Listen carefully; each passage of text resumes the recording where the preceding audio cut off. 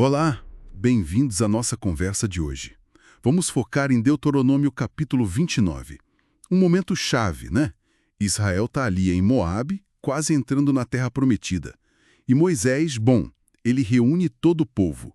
A ideia é renovar a aliança com Deus. Então, nossa missão aqui é entender bem os termos dessa aliança, os avisos, o peso disso tudo para eles e, claro, para quem viria depois. Imagina a cena. Tá todo mundo lá. Líderes, homens, mulheres, crianças, até os estrangeiros que moravam com eles. Todos ouvindo Moisés. E ele começa mexendo com a memória do povo, né? Traz de volta os milagres lá do Egito, os 40 anos no deserto, e aquele detalhe, que eu acho curioso, das roupas e sandálias que não se acabaram. Exato. E a comida diferente também, né? Sem o pão e o vinho que eles estavam acostumados. Isso. E as vitórias militares recentes contra Sion e Og. Tudo como prova do cuidado de Deus, né? Sim, são lembranças muito poderosas. Mas aí, logo depois, ele solta uma frase que faz a gente pensar. Algo como: vocês viram tudo isso com os próprios olhos. Mas até hoje o Senhor não lhes deu mente que entenda. É isso, né? Exatamente. Nem olhos que vejam, nem ouvidos que ouçam. É forte. Tipo, ver não foi o suficiente para entender de verdade. É, e essa lembrança toda do passado, ela não é só para recordar, ela serve de base, sabe? Para reforçar a fidelidade de Deus. É tipo dizer, olha, Deus cumpriu e cuidou, então essa aliança tem um fundamento sólido. Esse pacto, essa aliança, definia Israel como povo de Deus. Era uma relação mesmo, com promessas lá de trás, feitas a Abraão, Isaac, Jacó. E o que eu acho fascinante, assim, é como ela se estende no tempo. Moisés deixa bem claro, né? A aliança não é só com quem está ali ouvindo, é explicitamente com aqueles que não estão aqui hoje conosco. Ou seja, as gerações futuras. Elas já nascem dentro desse compromisso. Nossa, isso é uma carga e tanto, né? Saber que um acordo feito gerações antes ainda te envolve diretamente.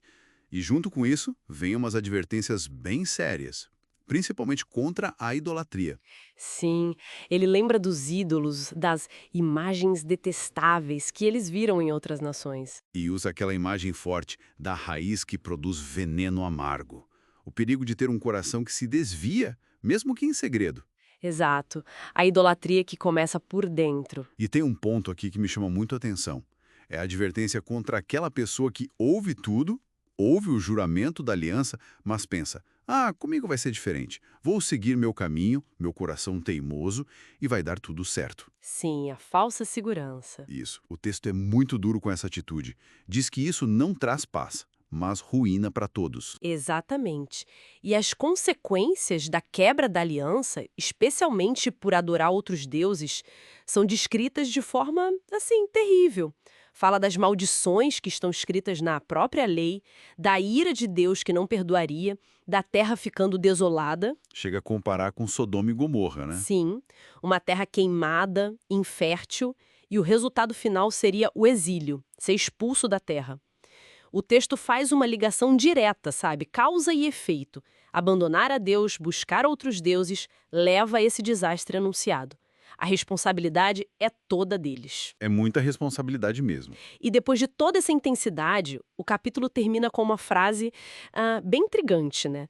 As coisas encobertas pertencem ao Senhor, nosso Deus, mas as reveladas pertencem a nós e aos nossos filhos para sempre. Para que sigamos todas as palavras desta lei. É isso.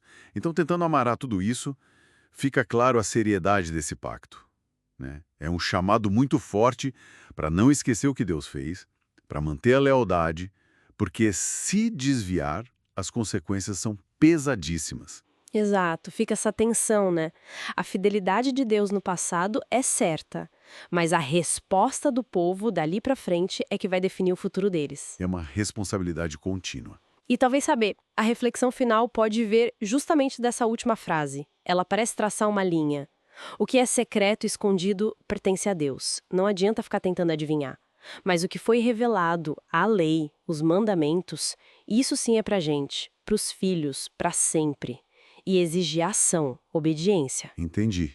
Focar no que é prático, no que foi dito claramente. Isso. Então, fica talvez a pergunta, né? Como essa distinção entre o secreto e o revelado molda a nossa responsabilidade?